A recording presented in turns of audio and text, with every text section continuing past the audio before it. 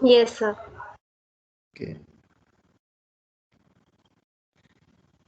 Okay, in last lecture I told about serializability, and as you all know, serializability ensures the isolation property and preserves database always in consistent state, or preserves the consistency of the database.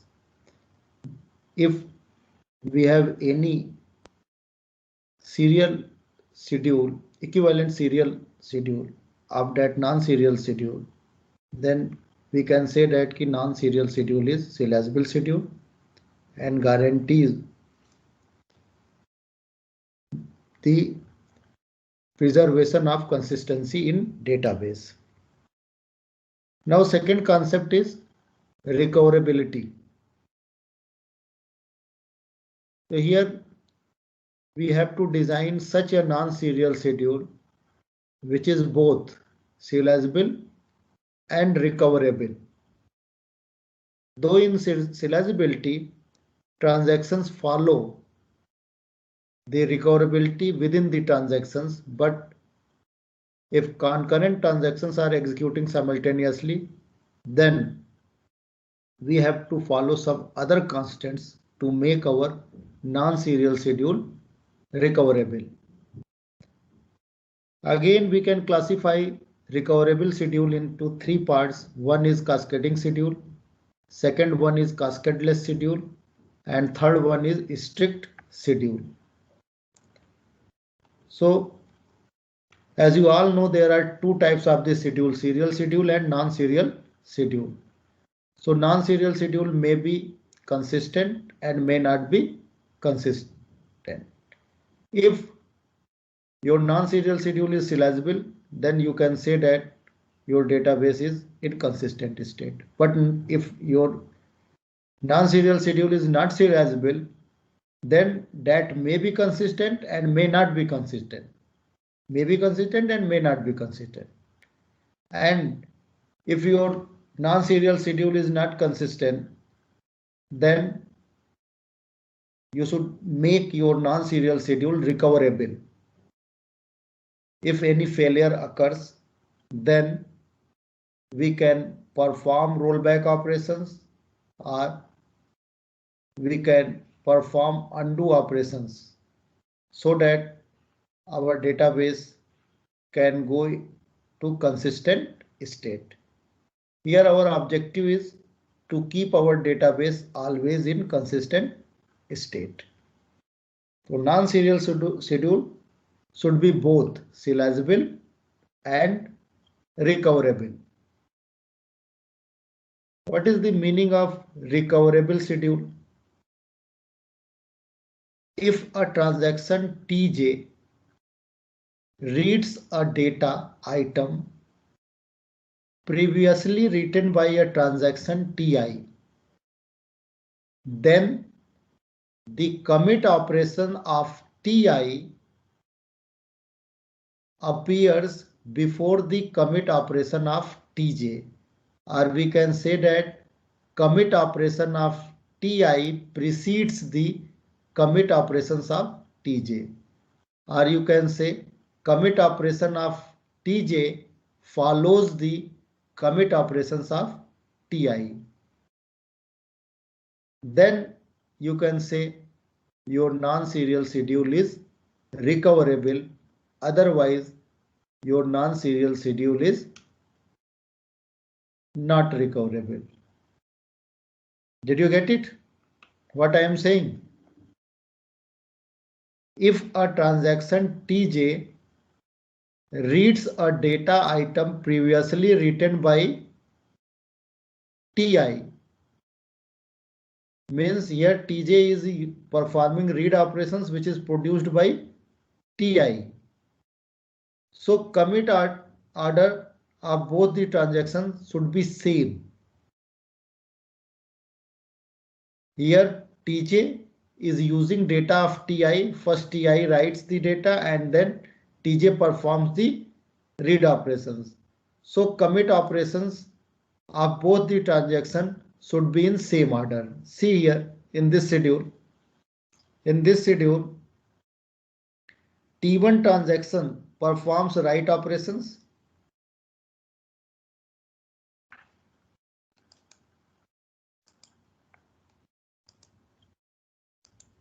See here, T1 transactions perform write operations on X, and T2 transactions perform read operations on X. So here first T1 transactions perform write operations on X, and then T2 performs read operations on X. So order of commit should be C1 and C2. First T1 transactions perform the commit operations, and then T2 transactions perform the commit operations. If order is this C2 and C1, then in this case schedule is irrecoverable or non-recoverable. Did you get it? Mileni? Yes, sir. See this. On right hand side, see this schedule. This is T1 transaction and this is T2 transactions. So here T1 performs read operations on A, then performs write operations on A, and here T2 performs read operations on A and write operations on A, and in this case T2 performs commit operations first, and after performing the commit operations by T2 transactions, at this point there occurs a failures in T1 transactions. So in this case we have to perform undo operations, and we have to go over here to ensure the atomicity property, and due to atomicity property either perform all the operations or none operations. Actually any transactions must satisfy all the four property: atomicity, consistency, durability and isolation. So within the transactions, to ensure the atomicity property, we have to roll back. But after commit, we can't perform the rollback operations. And here you know this is the dirty read. Here transactions T2 is reading the value which is produced by the T1, and this write operations undone. Then without commit, performing the commit operations by T1, T2 read the value of A which is produced by T1, uncommitted value. Here T2 perform read operations on uncommitted value, and after commit we can't perform roll operations within the T2. That's why we say it is irrecoverable schedule. But if T2 wait commit operations performed by T1, and after performing the commit operations by T1 and then T2 performs commit operations, then in that case T2 can also perform the rollback operations, and that schedule will call recoverable schedule. Did you get it, Devyanshi? Yes, sir. Sir हाँ बताइए. एक बार dirty read बता दो क्या है? मतलब ये है कि कमिट नहीं किया और आपने जो भी चेंजेस किया, सपोज वैल्यू ऑफ ए 100 था, okay, then T1 performs read operations, तो 100 हो गया. अब राइट ऑपरेशंस क्या किया, इसे चेंज कर दिया, 150 कर दिया, 50 ऐड कर दिया. अब आपने क्या किया कि इस लोकल बफर को आपने यूज कर लिया, तो इसने भी यूज कर लिया 150, एंड सपोज इसने इसको चेंज कर दिया 200 और इसने कमिट कर दिया, लेकिन आफ्टर सम टाइम्स T1 यहां फेलियर अकर हो गया due to software system crashes या हार्डवेयर फेलियर. तो जब ये फेलियर हो गया तो ये क्या हुआ, रोल बैक करना पड़ेगा. तो ये रोल बैक करके यहाँ पे आया स्टार्टिंग में, तो इसका मतलब जो 150 था वो अनडन हो गया, इसका राइट ऑपरेशंस जो है अब वैलिड नहीं रहा. लेकिन ये जो रीड कर रहा है वो कौन सी वैल्यू रीड कर रहा है, 150। तो अगर ये रोल बैक हो रहा है और T2 is dependent on T1, तो इसको भी रोल बैक होना चाहिए। लेकिन आफ्टर कमिट Yes, जो है sir. आप रोल बैक नहीं कर सकते, आफ्टर कमिट आप रोल बैक नहीं Yes, कर sir. सकते। अगर आप उसके इफेक्ट को हटाना चाहते हो तो you have to perform separate transaction, that is called compensating transaction. तो अब जो है इसने जो रीड किया वो डर्टी वैल्यू रीड किया कि नहीं, मिले नहीं? Yes, sir. तो due to this dirty read, ठीक है, देयर अकर्स प्रॉब्लम। अब आप याद करिए जब हम बता रहे थे डिसएडवांटेजेस ऑफ कंकरेंसी, तो उसमें डर्टी रीड प्रॉब्लम थी कि नहीं? हेलो? Yes, sir. तो डर्टी रीड बोलिए या इसको बोलिए अनकमिटेड वैल्यू रीड कर रहा है। ये क्या कर रहा है, अनकमिटेड वैल्यू रीड कर रहा है। तो अब क्या करें कि अगर आप इसको अवॉइड करना चाह रहे हो तो उस केस में आप क्या करोगे कि इस कमिट को बाद में करोगे। अगर T1 का डेटा T2 रीड कर रहा है तो पहले किसको कमिट होना चाहिए, बताइए? T1. T1 को, और फिर T2 को कमिट होना चाहिए। तो अगर कमिट के पहले कोई फेलियर अकर हो रहा है तो ये रोल बैक होगा, और सिंस T2 जो है didn't perform commit operations, so we can perform rollback within the T2 transactions. Did you get it? Yes, Hello? sir. So this is the example of recoverable schedule. See here. Here, this is the dirty read. Okay. And first T1 performs the commit operations and then T2 perform the commits operations.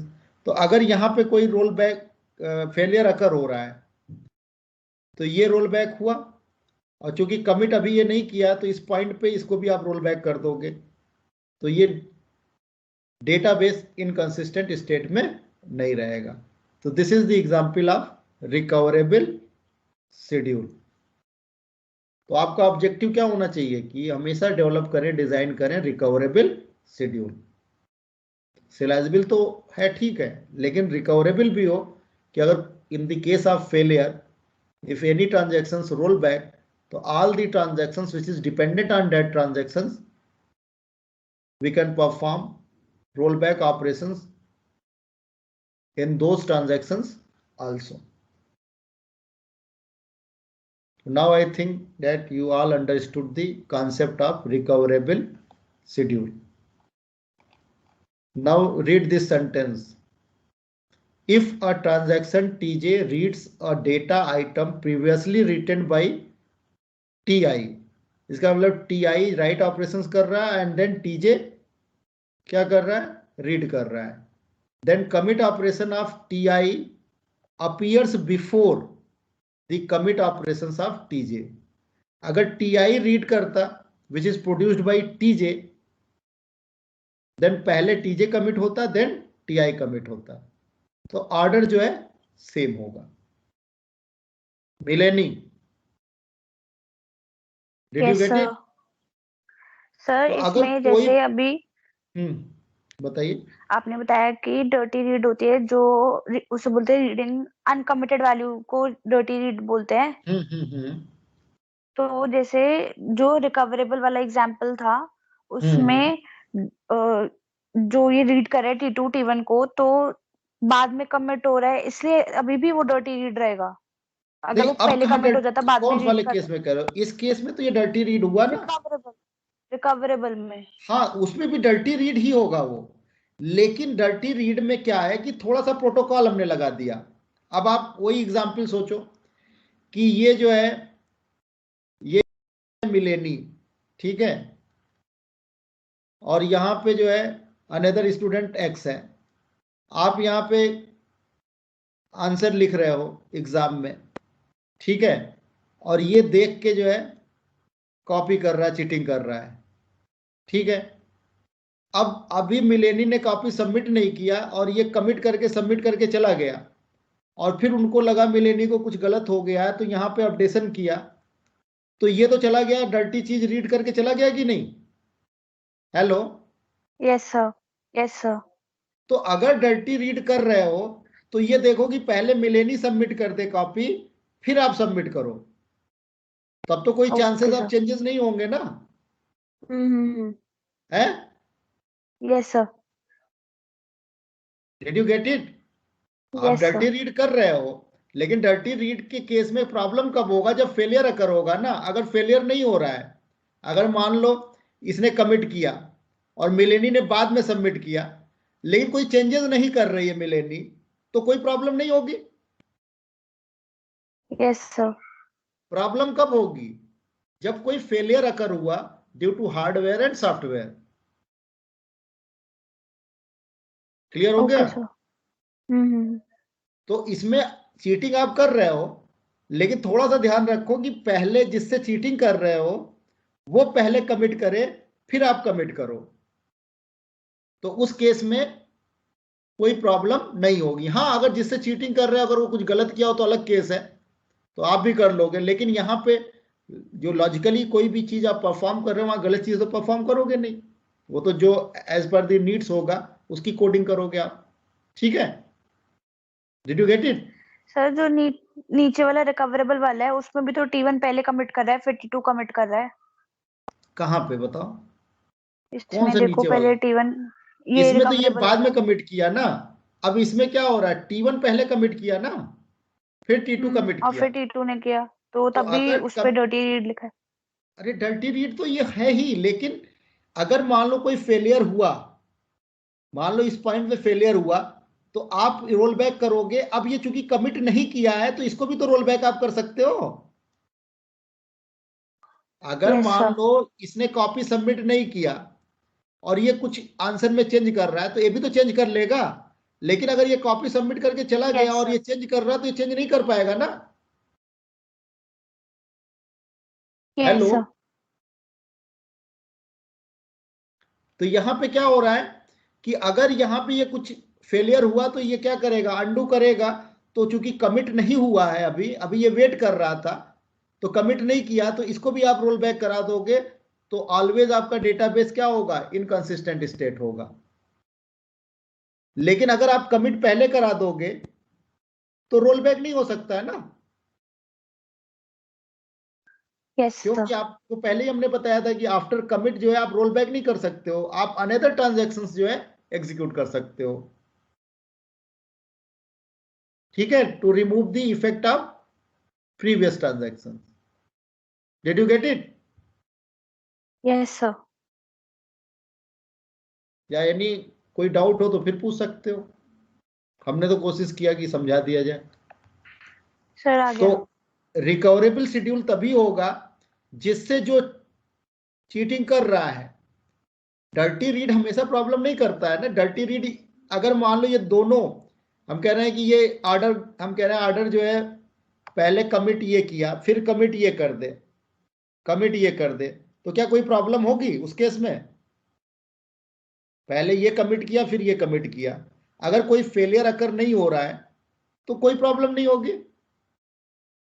Did you get it?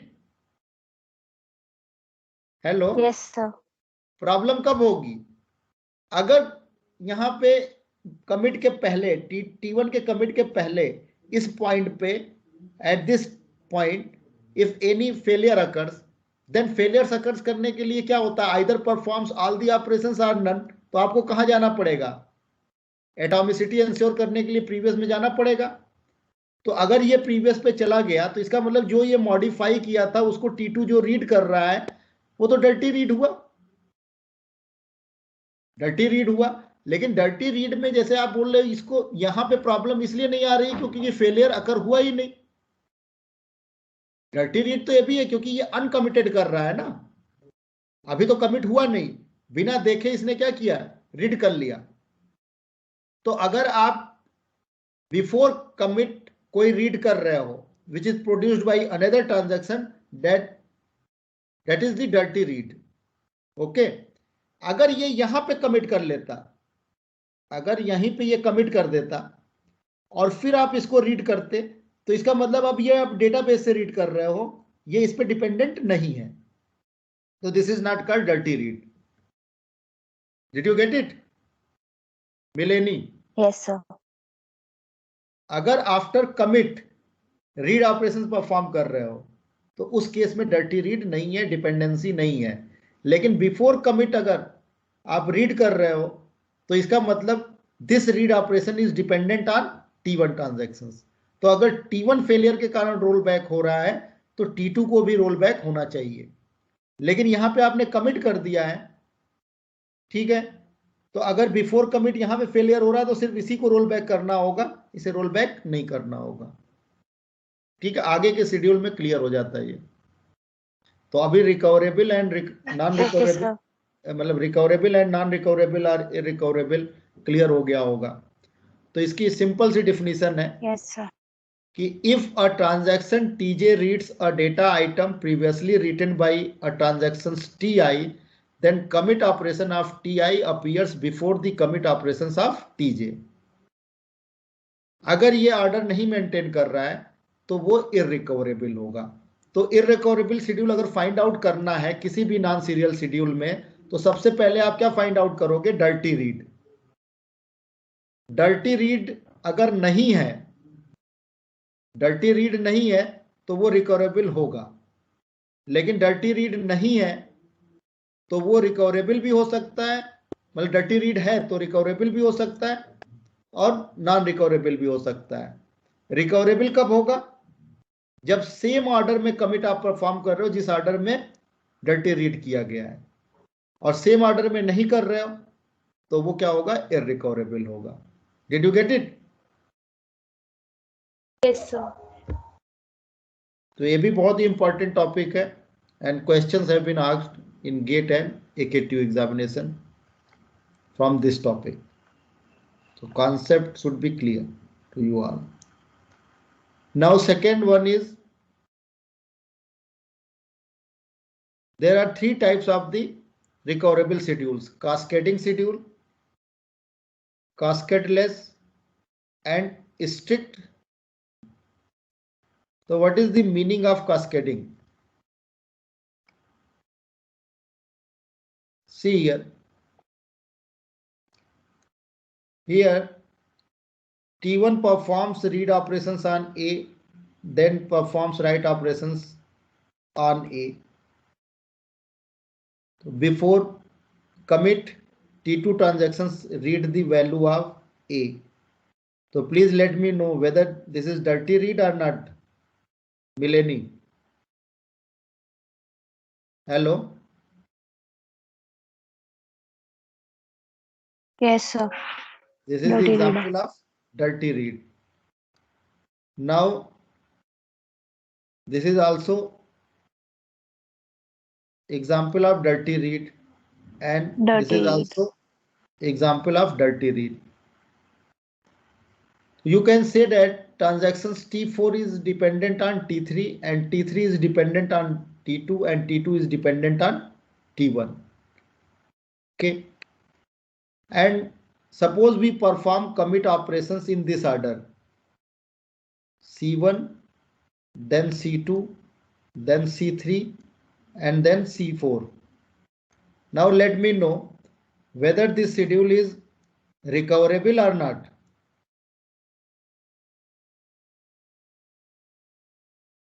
Recoverable की definition क्या है? If a transaction TJ reads a data item previously written by transactions TI, then commit operations of TI precedes the commit operations of TJ. तो यहाँ पे क्या हो रहा है कि T2 रीड कर रहा है T1 से, तो T1 को पहले कमिट होना चाहिए T2 से, ये है। यहाँ पे क्या हो रहा है, T3 जो है रीड ऑपरेशन कर रहा है T2 से, तो T2 को पहले कमिट होना चाहिए फिर T3 को होना चाहिए, एंड ईयर T3 को पहले होना चाहिए फिर T4 को। तो as per the definition this schedule is recoverable schedule. Did you get it? Yes sir. Yes sir. Now suppose before commit, if there occurs any failure, then to ensure the atomicity property, we have to perform rollback operations, and we go here. Now, since T2 didn't perform commit operations, so we can perform rollback operations in T2. Again, since T3 didn't perform commit operations, then we can perform rollback over here. And then we can perform rollback over here. So it is recoverable schedule. In case of failure, we can perform rollback of all the concurrent transactions. So there is no chance of error. This is the correct schedule and recoverable schedule. But one rollback leads to a series of rollback. Suppose 10,000 transactions are dependent on this T1. Then if we perform any rollback within the T1 transactions, then this leads to a series of rollback operations. So here we are wasting the time of the CPU.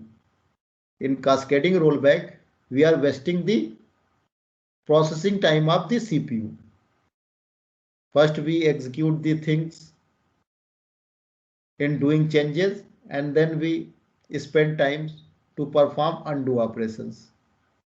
So performance will be degrade. Did you get it? Hello? Yes, sir. Yes, sir. तो अगर आप चाह रहे हो कि ये जो cascading effect है ये ना हो, और जिसमें कास्केडिंग इफेक्ट नहीं होगा उसे आप क्या बोलोगे? कास्केडलेस शेड्यूल. तो क्या करोगे कि ये कास्केडलेस शेड्यूल हो जाएगा? Please let me know.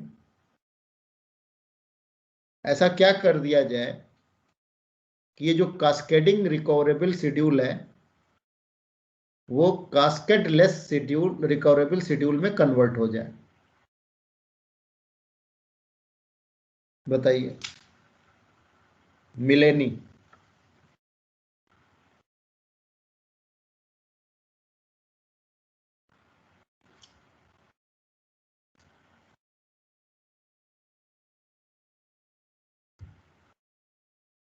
Recoverable है, लेकिन यहाँ पे क्या हो रहा है?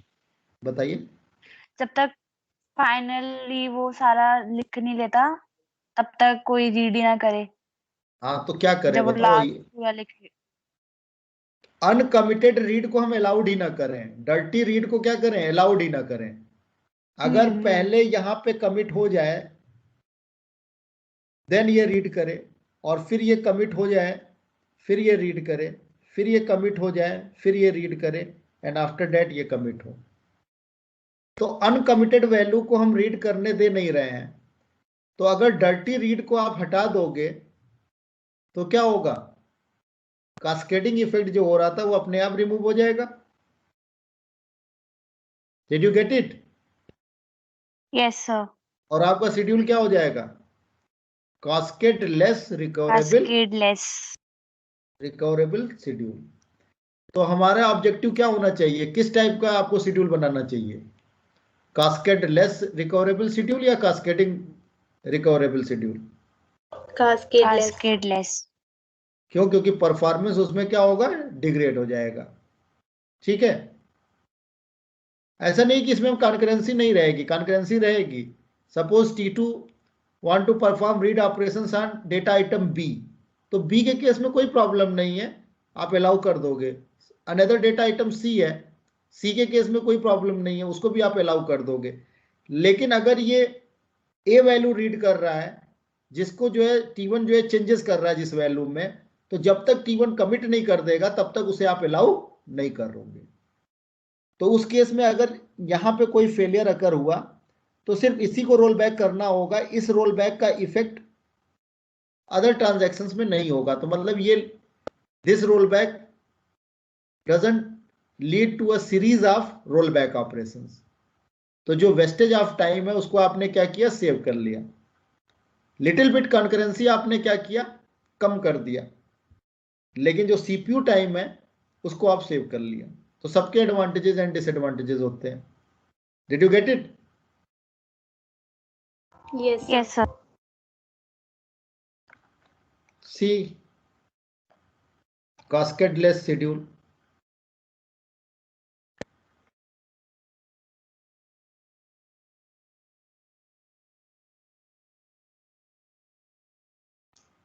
Is it visible to you all? Cascadeless schedule. Yes, sir.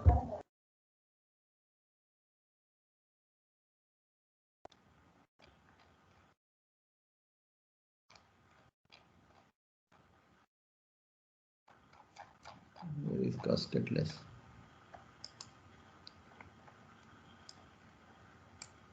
Now I think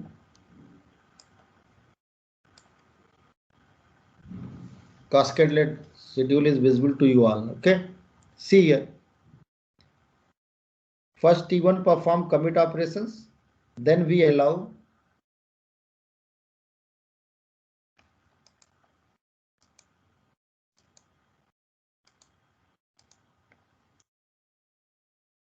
perform commit operations, then we allow T2 transactions to read the value of A. Then if at this point any failure occurs, then we have to only roll back in T1 transactions. No effect on other transactions. That's why we say it is cascadeless recoverable schedule. तो अगर cascadeless schedule कोई है तो automatically वो recoverable होगा ही होगा. Okay, अगर cascadeless schedule है तो वो रिकवरेबल होगा ही होगा. ठीक है,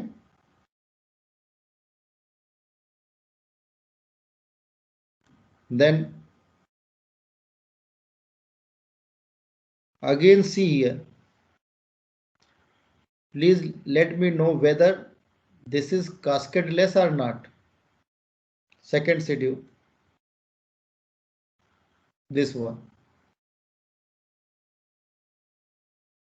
नो सर, नहीं होगा क्योंकि क्यों? वो पहले लिख रहा है और सर होगा. कमिट बाद में हो रहा है. होगा, लिखा भी तो है नीचे, मिले नहीं, देख भी तो लो. हम सिर्फ रीड की बात कर रहे थे, अनकमिटेड राइट की बात नहीं कर रहे थे. किसकी बात कर रहे थे कास्केडलेस में? हेलो सर रीड की. रीड की बात कर रहे थे, राइट की बात हम नहीं कर रहे थे. ठीक है, तो यहां पे आप अगर रीड परफॉर्म कर रहे हो, इस केस में रीड परफॉर्म कर रहे हो after commit read A and then perform write A, तो ये क्या हो सकता है? ये कास्केडलेस शेड्यूल होगा. ठीक है, लेकिन जो प्रॉब्लम ब्लाइंड रीड के कारण होता था वो प्रॉब्लम इसमें रहेगी. तो अगर हम एक कांस्टेंट और लगा दें कि before commit neither perform read nor write operations on A, तो उस शेड्यूल को हम बोलते हैं स्ट्रिक्ट शेड्यूल. सर अगर T2 के राइट से पहले ही अगर हो जाता है, मतलब राइट के बाद अगर रोल बैक होता है तो फिर T2 को भी तो रोल बैक होना पड़ेगा. किस केस में कह रहे हो? बताओ क्या कह रहे हो, बोलो. सेकंड वाले में अगर T2 जहां राइट ए कर रहा है उसके बाद अगर फेलियर होता है, रोल बैक होता है, तो फिर T2 को भी तो रोल बैक होना पड़ेगा. फेलियर कहाँ पे हो रहा है बताओ, किस कह रहे हो? यहाँ पे फेलियर आपने किया, यहाँ पे फेलियर हुआ, कमिट से जस्ट पहले. हाँ, तो ये फेलियर हुआ, ये तो रिकवरेबल है ही ना. तो अभी कमिट आपने नहीं किया है, कमिट इसके बाद ही करोगे, T1 के बाद ही कमिट करोगे, तो रोल बैक की तो कोई प्रॉब्लम है ही नहीं. मैं पूछ रहा हूं कास्केडलेस है या नहीं है? तो कास्केडलेस है. क्यों कास्केडलेस है? क्योंकि कास्केडलेस के डिफिनीशन में हम डर्टी रीड को अलाउड नहीं कर रहे हैं. डर्टी रीड क्या है? अनकमिटेड वैल्यू को रीड करना. राइट के बारे में कोई हम बात नहीं कर रहे हैं. तो कास्केडलेस में अनकमिटेड राइट आप परफॉर्म कर सकते हो. Okay sir. आप जो मैं कह रहा हूं उसे सुनो, अपने आप समझ में आ जाएगा. आप कास्केडलेस है तो रिकवरेबल होगा ही होगा, उसमें तो कोई प्रॉब्लम है ही नहीं. अब रोल बैक अपने माइंड से निकाल दो. ठीक है। और अगर ऑर्डर ऑफ जो कमिट है वो सेम है ऑर्डर ऑफ डर्टी रीड तो भी रिकवरेबल होगा। अगर ऑर्डर ऑफ कमिट जो है सेम नहीं है ऑर्डर ऑफ डर्टी रीड तब वो क्या होगा, रिकवरेबल होगा। ठीक है, मिलेनी? Yes hello sir. तो अनकमिटेड की बात हम नहीं कर रहे हैं कास्केटलेस में, लेकिन ना अनकमिटेड रीड को अलाउ करें और ना अनकमिटेड राइट को अलाउ करें, तो उस शेड्यूल को आप क्या बोलोगे, स्ट्रिक्ट शेड्यूल। तो नाम से ही क्लियर हो जा रहा है कि ये ज्यादा स्ट्रिक्ट है। और अगर कोई शेड्यूल स्ट्रिक्ट है तो वो ऑटोमेटिकली क्या होगा, कास्केडलेस होगा, और कास्केडलेस है तो रिकवरेबल होगा। Did you get it? Hello तो more constants on strict schedule है, तो constant of this schedule is strict then the constant of cascadeless schedule. That's why name of this schedule is strict schedule.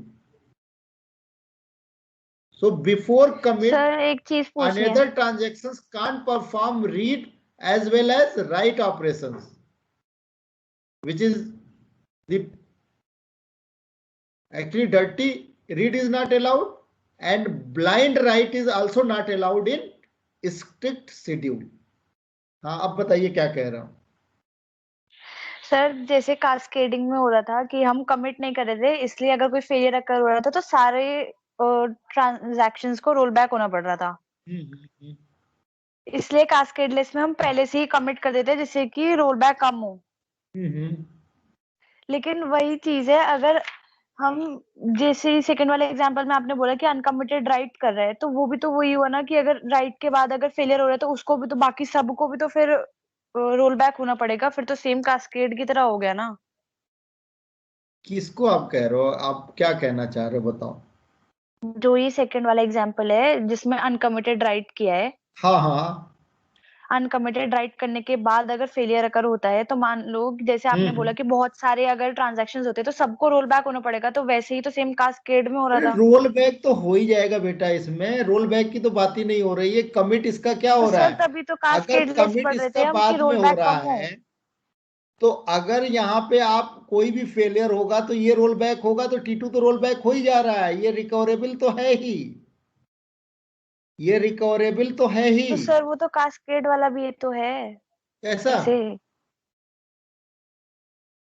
ऐसे तो ऐसे क्या, cascade वाला भी तो रिकवर हो सकता है, वो तो हम इसलिए ये वाला पढ़ रहे हैं क्योंकि उसमें रोल बैक बहुत ज्यादा हो रहे हैं, मतलब अरे सारे ये ट्रांजैक्शंस को करना पड़ रहा है। कास्केड लेस में आपने अभी इसमें हमने क्या कहा, कास्केड लेस में कमिट के बाद आप रीड कर रहे हो ना, तो रीड हमने कहाँ परफॉर्म किया, ये तो हमने राइट परफॉर्म कर रहे हैं ना, राइट। ये ब्लाइंड राइट का एग्जाम्पल है, और ब्लाइंड राइट में हमने आपको बताया था व्यू सीरियलाइजेबिलिटी में कि अगर इसका ऑर्डर हम चेंज कर देंगे तो भी फाइनल आउटपुट पे कोई फर्क नहीं पड़ेगा।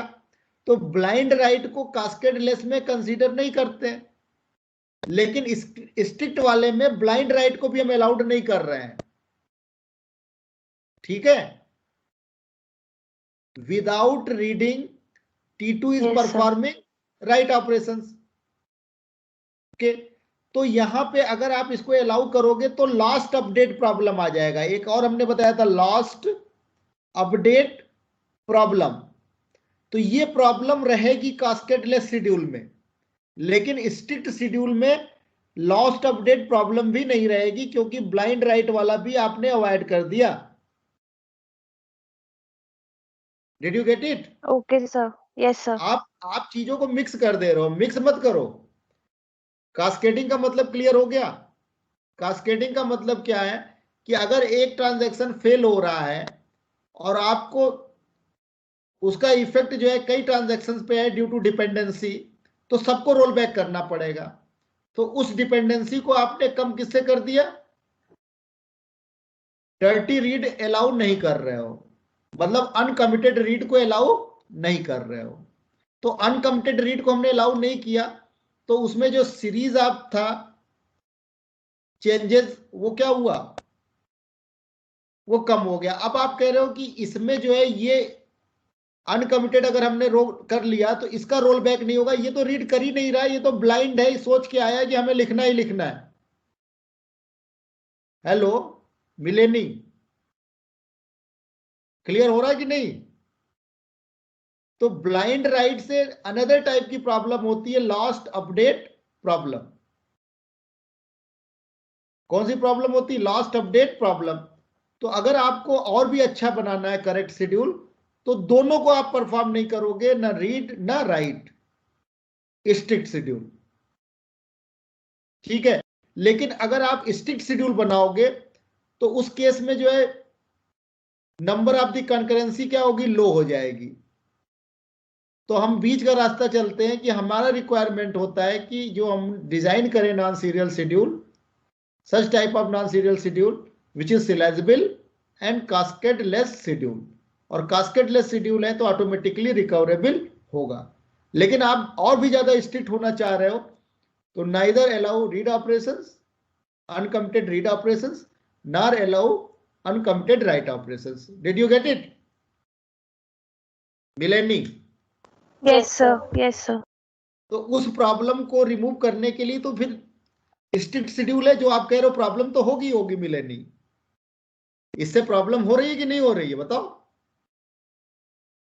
लेकिन यस सर, एंड रिजल्ट पे कोई प्रॉब्लम नहीं हो रहा, तो इसको आप ले सकते हो, कोई बात नहीं है। एक जो है अल्टीमेटली अगर ये कुछ चेंज करता भी तब भी इसको करना ही करना था। तो अगर इसका ये लास्ट हो जा रहा है, एक्चुअली जब आप इसको रोल बैक करोगे, देखो इसको आप रोल बैक करोगे, ओके, तो इसको रोल बैक आपने किया तो ये कहां चला गया, मान लो वैल्यू ऑफ ए 100 था मिलेनी, ठीक है। तो T1 ट्रांजेक्शन से रीड परफॉर्म किया तो 100 रीड हो गया। अब इसमें इसने 50 का इंक्रीमेंट कर दिया, a equal to a plus 50 कर दिया, तो ये 150 हो गया। अब ये सोच के आया था कि हमें जो है क्या करना है, 50 ऐड कर देना है। तो उस केस में क्या हुआ कि इसने कहां से, मतलब रीड किया ही नहीं, इसने क्या कर दिया 150 को 200 कर दिया, ए की वैल्यू क्या किया 200 कर दिया, जो ए की वैल्यू है इसको 200 कर दिया यहां पे, ठीक है। अब यहां पे फेलियर अकर हो गया, यहां पे क्या हुआ, फेलियर अकर हो गया। तो ये रोल बैक होके कहां जाएगा, 100 पे जाएगा। तो इसको क्या फर्क पड़ता है, ये रीड तो कर ही नहीं रहा, इसे तो 200 करना ही करना है। तो इसको रोल बैक करके करोगे क्या मिलेनी? Hello, yes sir. Did you get it? इसको तो सोच के आया है कि मुझे तो 200 करना ही करना है वैल्यू ए को। तो अगर ये रीड करता तब तो डर्टी रीड होता, ये तो राइट परफॉर्म करने आ रहा है। तो अगर इसको आप रोल बैक नहीं भी करते हो तो भी फाइनल वैल्यू क्या होगी, 200 होगी, ठीक है। Yes sir. तो दोनों केस में फाइनल वैल्यू क्या होगी, 200 होगी। तो इसको रोल बैक करने की जरूरत क्या है कि अलाउ करो आगे का एग्जीक्यूशन हो। Did you get it? Yes sir. अब तुम्हारा शायद डाउट क्लियर हो गया होगा। Yes sir. तो इसलिए अगर रोल बैक इसका नहीं भी हो रहा है तो भी कोई दिक्कत मतलब आपको होनी नहीं चाहिए उस केस में, ठीक है। लेकिन इसके कारण भी क्या हो रहा है कि ये जो अपडेट करना चाह रहा था वो क्या हुआ, लॉस्ट हो गया। पहले क्या होना चाहिए, 150 होना चाहिए, फिर 200 होना चाहिए, यहां पे क्या हो रहा है 100 के बाद 200 हो जा रहा है। तो एक अपडेट जो है आपका क्या हो रहा है, लॉस्ट हो जा रहा है। तो अगर उसको भी आपको मतलब चाह रहे हो कि वो भी ना हो, लास्ट अपडेट प्रॉब्लम भी ना हो, तो आप क्या करोगे, कमिट के बाद दोनों रीड एंड राइट को अलाउ करोगे। लेकिन ये क्या हो गया, स्ट्रिक्ट शेड्यूल हो गया।